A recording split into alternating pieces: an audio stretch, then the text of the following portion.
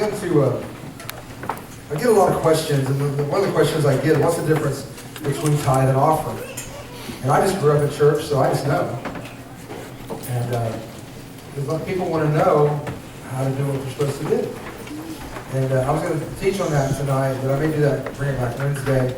I don't know. Between two things, I'm kind of conflicted here, but God has just kind of spoken to my heart a thing here about finishing what I started this morning. And if you'll turn with me to 2 Timothy chapter 4, verse 7. I'll talk to you for just a few minutes. I hope I don't bore you, and I'm not trying to break the move of the Spirit, but I want to get this word into you before there's just so much time you have to come forward, and after that, God says, okay. God's not going to make you, to get you in a headlock, drag you up to the front, and make you. It's just not going to happen. If you don't want to go to the altar, that's fine. If you don't make your pew your altar, that's fine. But don't act like God didn't speak to you. Because I know He was dealing with some hearts today. This morning I talked to you about, I think it was 1 Corinthians chapter 9, verse 24 to 27, about running a race. Not just running a race, but running with purpose. How many were here this morning? Remember, running with purpose. Running with purpose, not just running, but running with purpose. I know for years of my life I just ran. I didn't run with any purpose whatsoever, I just ran. Just trying to get somewhere. Trying to get somewhere where you can get away from the voice of God. How many of you can't never do that? Especially if you've ever been around, if God has ever gotten hold of you, you never get away from Him. I love the saying, He's my king, that little video I've shown many times, that one of those verses in there, one of those sayings is you can't outlive Him and you can't live without Him. You can't outlive Him and you can't live without Him. And so God has placed before us a race, something that we need to strive for. And I said this morning, and I'll say it again, just repeat it just a little bit so you can kind of get it in your spirit. But the race is simply this. When you're in humanity, when you've been born in humanity, now you're racing. Now you're racing for the prize of the high calling. Now you're looking for the things that nobody else. Listen, I'm looking for the gold ring. I'm chasing after Jesus. I'm looking for Him. I'm not looking for second place. I'm not looking for last place. I'm looking for first place. I want to be the very best. I want to do the very best that I can for Him. I want this church to be the very best it can.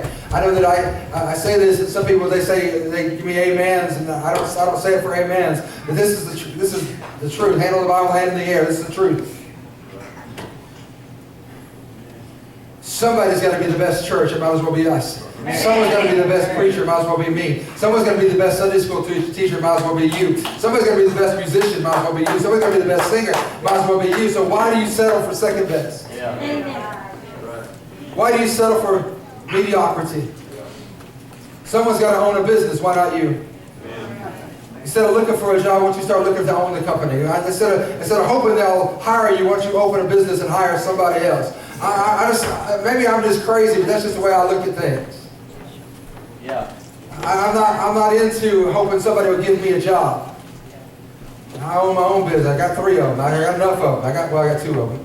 I'm self-employed 3 ways. I got 2 businesses. That's good enough. If you want to be successful, start looking for some way to succeed. Man, you preach this and people get quiet, look at you like you're crazy. But I'm just telling you the truth. If God don't want you to barely make it by, God don't want you to barely hang in there, God don't want you to barely break even, that's craziness. I look at the Bible and back in the day, Pentecostalism is almost if the poorer you were, the more holy you were. But I look at the Bible and poverty is a curse. Well, that's what it says. I didn't write the thing. There's 66 books in there I didn't write.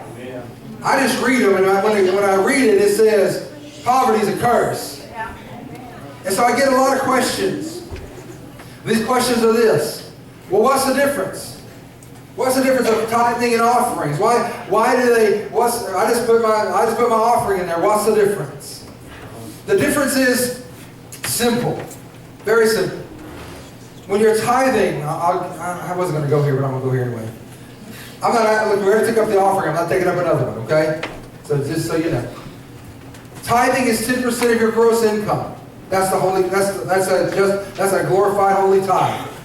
Not what you have left over, but 10% of your gross income. I don't want you to raise your hand, but I want you to think about this. What is it that, do you biblically tithe? Don't answer, don't. No. I don't want to see your hand up. I don't want to see the, listen. But a biblical tithe will set you free. Praise Jesus.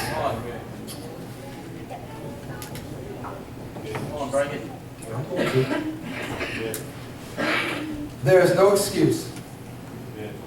It's a commandment of God. It's not a suggestion of God. Just like love one another is not a suggestion. It is a command of God. There is no excuse. It's willful disobedience. I've not taught on tithing but maybe 3 times in the 4.5, 5 years I've been, or whatever, I've been pastor. Maybe 3 times. Maybe. I don't have to. I don't have to. Most of us know what it is, but here's what it is. Can I just give you an illustration?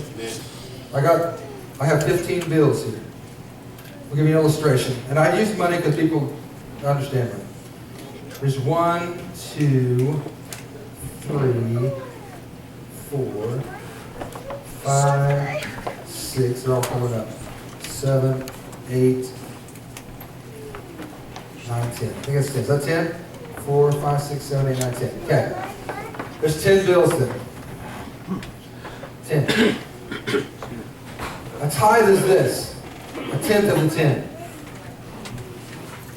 The tithing is. But here's what we do.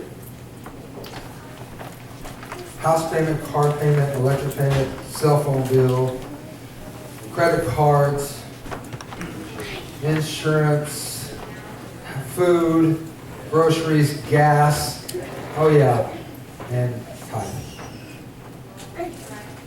That's not how tithing is. I know some of y'all don't agree with me, I don't care. That's just what the Bible says. Tithing. God, this is yours. Amen. And God, you see all the rest of those? Now they're yours, not mine. Because I did what I was supposed to do. And I gave, and I'm not going to stay on this very long, but I just want to teach you a second. 10% goes to God before anything else. And then God has a car payment. Then God has a house payment. Then God has a utility bill. Then God has a credit card bill. Then God has. Then God has.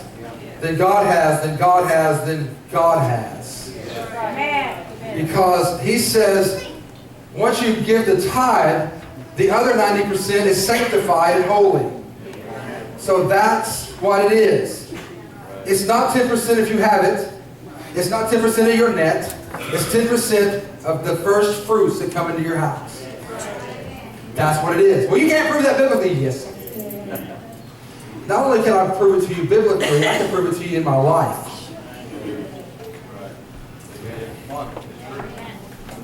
This is not hard, people. Okay, that's what tithing. Here's an offering. What is an offering? Anything above the tithe. Anything I give above tithing. Because tithing is what, I hate to say the word owe, but tithing is what I should do.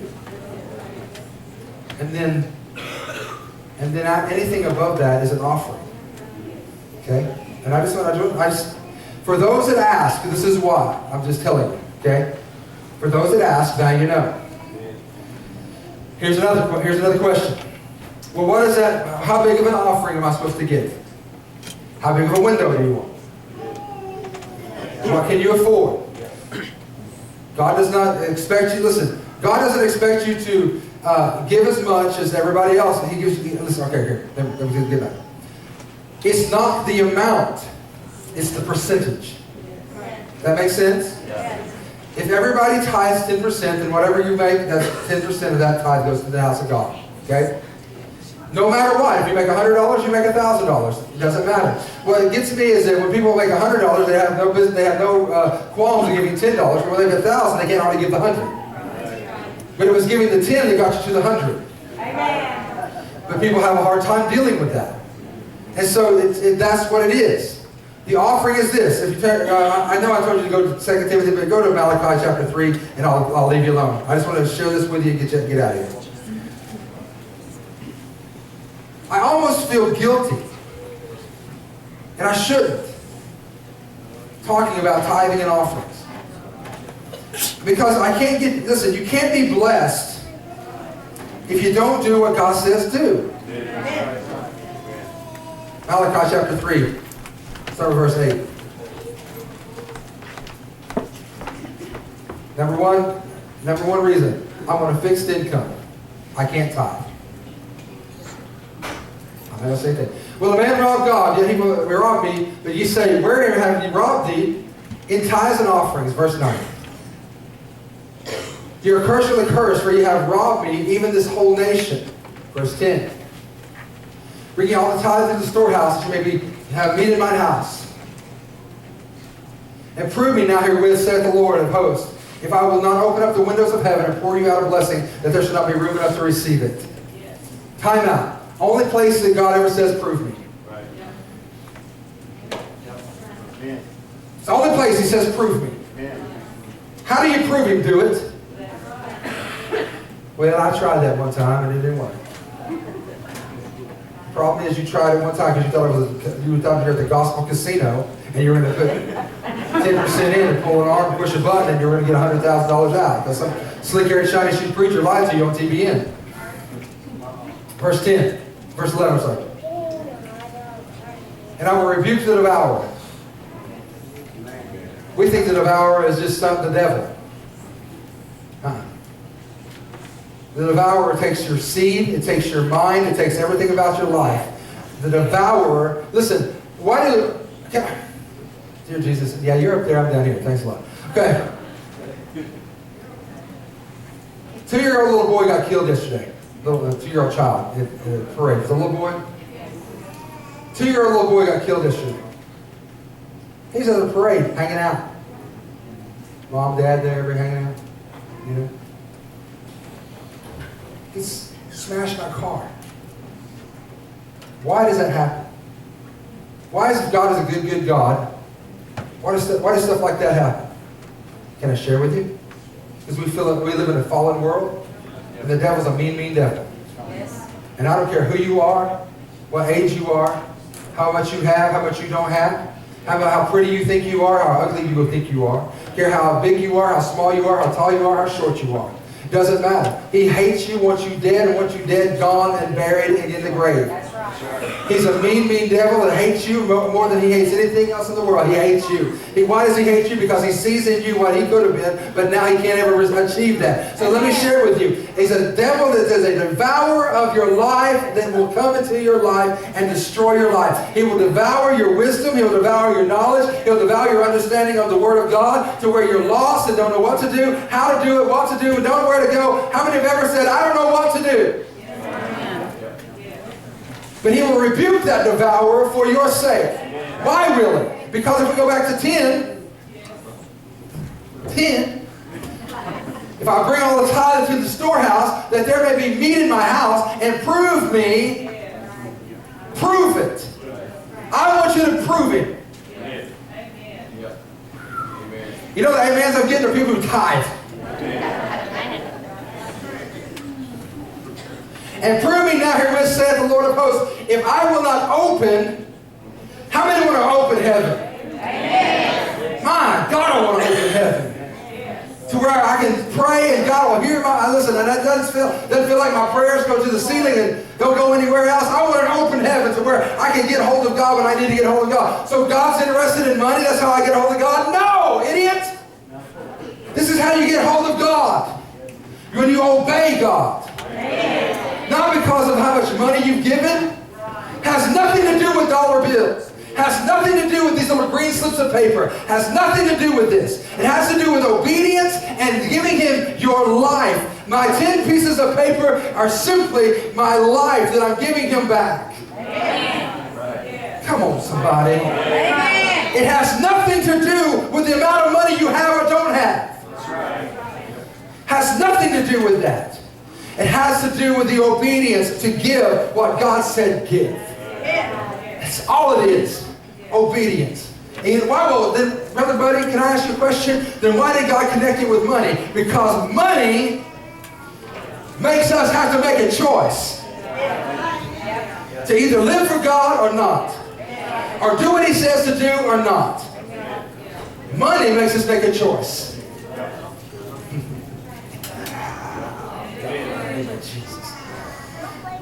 Verse 11. He rebuked the devourer for your sakes. Whose sake? My sake. And the fruit of your ground, neither shall you be cast the fruit before the time of the field, saith the Lord of hosts. Verse 12. And all nations shall be called, will call you blessed, for you shall be a, what is it? Delightsome land, saith the Lord of hosts. Verse 13. For your words have been stout against me, saith the Lord, yet ye say, what have we spoken against thee? Verse 14. And I'll leave it alone. Ye have said, it is vain to serve God.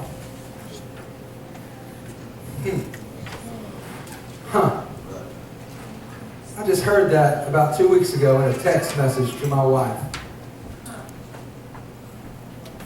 I don't know why I'd serve the Lord. Nothing had changed in my life right there if I did. Go to hell then. I don't mean to be ugly and mean, but don't tell me that God doesn't answer prayer. Don't tell me that God doesn't care about you. Don't you talk about God like that in front of me. Never mind, I'm sorry. I need to take that out of the video. Okay, anyway. And what profit is it that we have kept His ordinance? And why do we walk mournfully before the Lord of hosts? Well, it doesn't matter if I serve God or if I don't serve God. Okay, then don't. Don't know it all.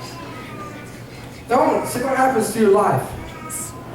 Listen, I've been on both sides of the fence, and I can tell you this side of the fence a whole lot better. Amen. Oh, but Brother Jeff, that's not fair. You've lived on both sides of the fence. You know what? You know that which side of the grass is greener. Can I tell you another side of the fence where there's not any grass? There's no grass on the other side of the fence. You might as well stay where you're at and stay with this fence. Amen? Amen. There's no grass over there. There's fake grass. There's no. All right. Matthew 23:23. Matthew 23:23. I got to bring you New Testament before you guys tell me I'm an Old Testament preacher. Matthew 23:23. Woe unto you, scribes and Pharisees, you hypocrites, for you pay tithe. They do what? Pay tithe. That's New Testament. It's in red. Boy, that messes some people up right there. Pay tithe of mint and I don't know what that is, and cumin, and have omitted the weightier matters of the law, judgment, mercy, and of faith. These ought ye have done, and not to leave the other one undone. You ought to do what? Hang on, go back. Woe unto you, scribes and Pharisees and hypocrites, for ye tithe of mint. What is that? I don't know what that is. What is it? An herb or something? And cumin, and have omitted the weightier matters of the law, judgment, mercy, and faith. You've omitted them. These you ought to have done, and not leave the other undone. We're supposed to, according to Jesus, do it. So those who wanted to know, now you know. Tithing is 10% of your gross income. An offering is anything above that. If you want a small window, give a small offering. If you want a great window, give a great offering. Amen. Go back to me, if you will, to 2 Timothy 4:7. I have fought a good fight. I've finished my course. I've kept my faith. I don't want to stand before God and say, well, I got tired of running, so I just went in the middle of the pack, and I just kind of hung out in the middle of the pack. I didn't really want to win, didn't really want to lose, I just wanted to finish. But I fought a good fight. I have finished my course. I've kept the faith. Church, we got to run with purpose. We have a purpose, and we have got to run with it. I cannot express that enough. I can't tell you enough how important it is to have a purpose to run with. I can't tell you how to run so fast and so hard that I just soon die running as hard as I can as to be in the middle of the pack and be mediocre. I can't be mediocre. I don't want to be mediocre. I don't want to be just somebody who just hangs out and just goes to church and don't really affect the community at all and doesn't really affect anybody's life, don't really affect anything, just kind of go to church and just kind of, I don't want to be that. I don't want to be a church that doesn't affect change in the community. I don't want to be a church that doesn't make the state take notice of what's going on. I don't want to be a church that the United States just says, oh, that's another little church. I want to be a church that affects change. And we can't do that without a purpose. And we can't do that without running without a purpose. We've got to run with a purpose. I have finished my course. What is it that God's called us to do? Listen, how many men have died and never finished their course?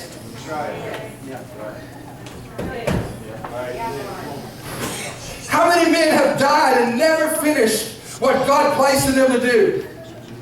I just wonder how many men have gotten before God and said, God, I tried my very best. I did the very best that I could. And he said, you should have done the best I could. And we could have done great and mighty things through you. And I just want you to understand for just a minute, please, and I'll get you out of here pretty quick tonight. But I just want to share with you just a few things that my God, we got to run with a purpose. We got to have an agenda. Our agenda is Jesus and Him alone. Him and Him alone is our agenda. We must go forward with Christ. We've got to go forward. I've got to keep the faith.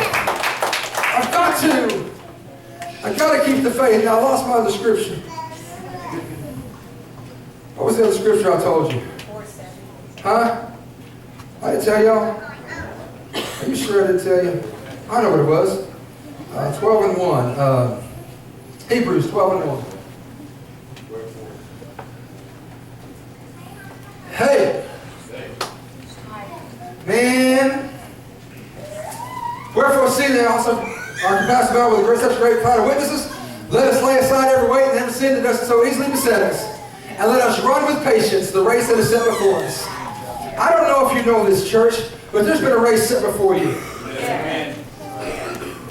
I preach about it, I sing about it, I scream about it, I holler about it, I yell about it, I spit about it, I do everything I can about it. I don't know if you understand the race that's been set before you and the course that's been set before you. I think a lot of our church folk think this is our race. I'll be glad when Jesus comes.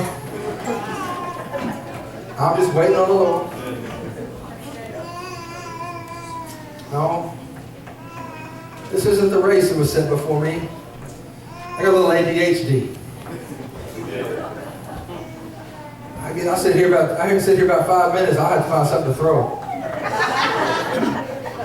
have to find something to do. I can't even sit here without tapping my thumb. I don't know how we sit and we're not. Listen, I don't know how we aren't engaged in the race that's set before us. I don't know how we're not engaged in getting hold of what God has set before us. I don't know how we don't see, we don't lift our eyes up and see that the fields are white to harvest and the laborers are few. Verse 2. Looking unto Jesus, the beginner and the finisher of our faith. For the joy that was set before him, he did what? Endured? He endured. He ran a race, and his endurance took him to the cross. Listen, our endurance will take us through here, but we've got to work it out. We got to work our spirit out. We got to work it out. We got to continue to go forward. We got to continue to work. Go, go, go, go. How many have ever been knocked down in the church? I have. And listen, there's times that I still get knocked down in the church. There's things that happen and stuff happens. And listen, and the devil trying to get you to quit running, because if he can get you to quit running, he'll get you to take 15 people out. Because nobody ever leaves the church and keeps their mouth shut. It's always that old mean preacher. He loved me, that mean preacher. He told me, he prayed for me and my family, that mean preacher. He told me I couldn't live like hell and go to heaven, that mean preacher. He's awful. I hate him. Why? He told me no once.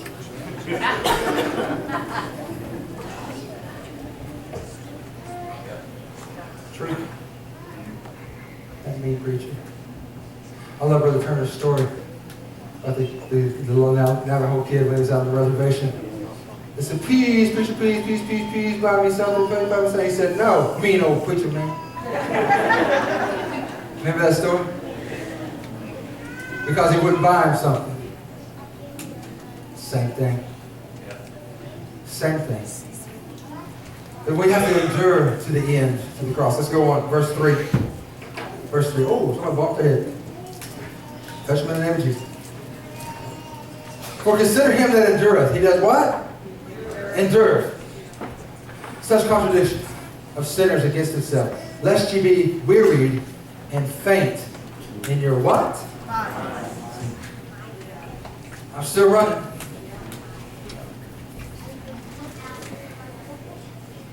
But my mind's shut off. Because the devourer, like Pac-Man,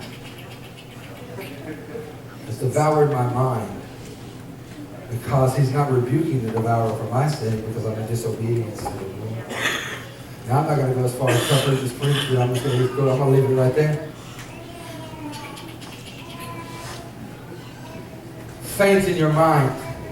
I'm going to faint in my mind. Verse 4. I'm about done, so y'all are squirming. You'll be all right. Verse 4.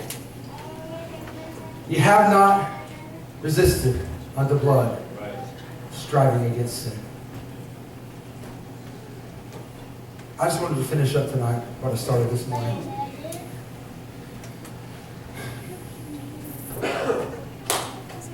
Church, people, loved ones, brothers and sisters, youngs, we have a race to reach and a race to finish. I am not going to allow us to get comfortable and accept mediocrity.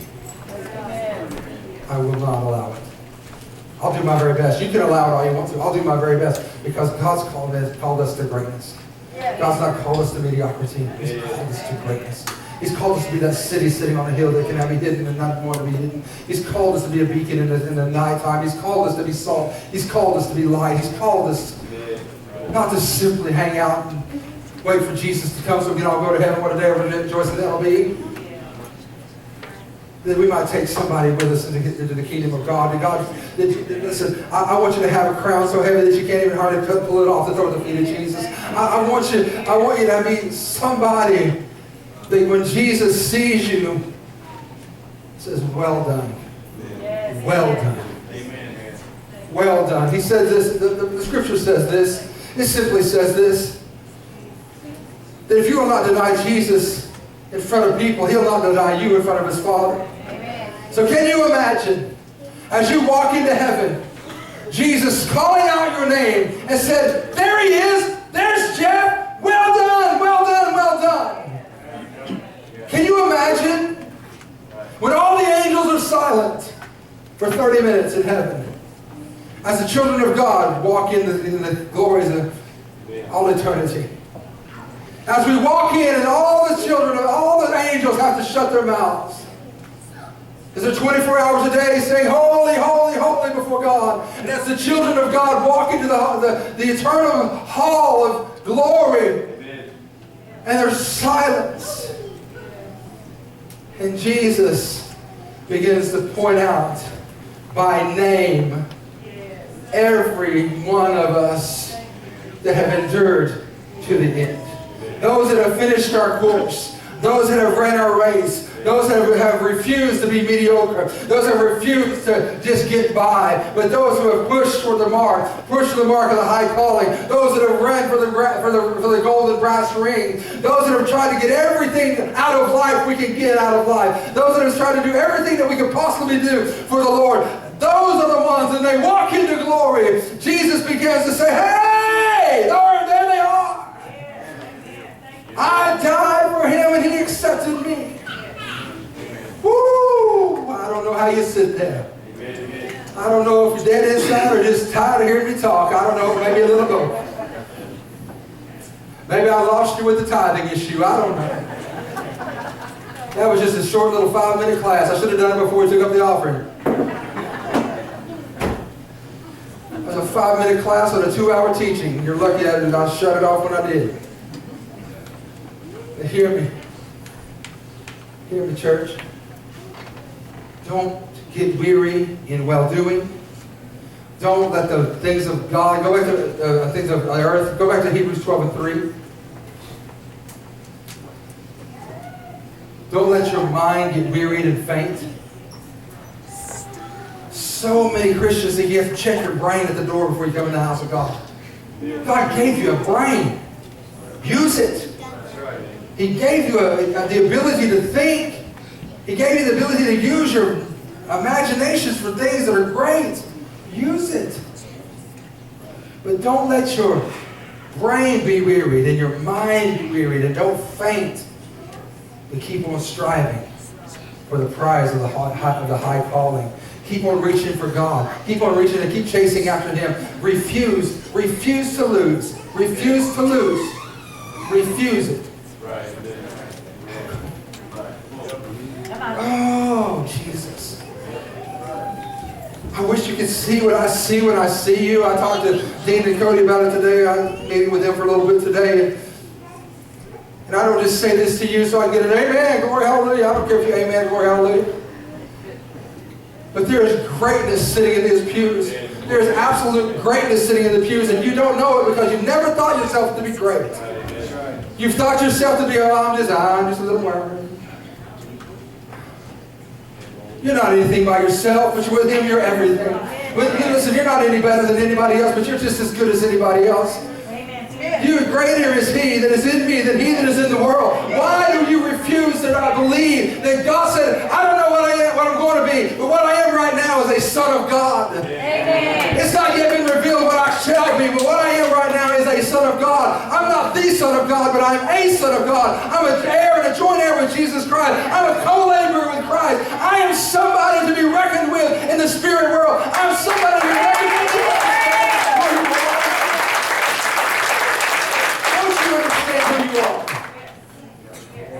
Don't you ever let anybody tell you that you're not worth anything. Don't you ever let anybody put you down or hold you down or tie you down. No, no, no.